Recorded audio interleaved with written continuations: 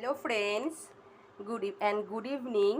আজকে রাতে ডিনারের জন্য দেখো একটা মজার রেসিপি করতে চলেছি, সেটাই তোমাদের সঙ্গে একটুখানি শেয়ার করে নিচ্ছি।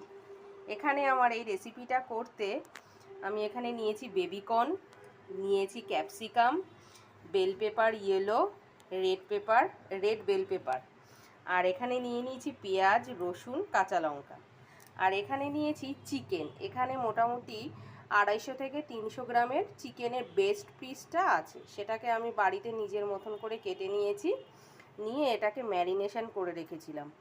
এটাতে ম্যারিনেট করতে আমার লেগেছে সয়া সস, গোলমরিচের গুঁড়ো, আর নিয়েছি নুন আর একটু রসুন পেস্ট। এটা দিয়ে আমি ম্যারিনেট করে ঘন্টা 3-এর জন্য ফ্রিজে রেখে দিয়েছিলাম ঠান্ডা হতে। আমাদের সঙ্গে একটুখানি শেয়ার করে নেব কিভাবে বানাচ্ছি রেসিপিটা। চলো দেখতে থাকো। প্রথমে আমি এইগুলোকে এই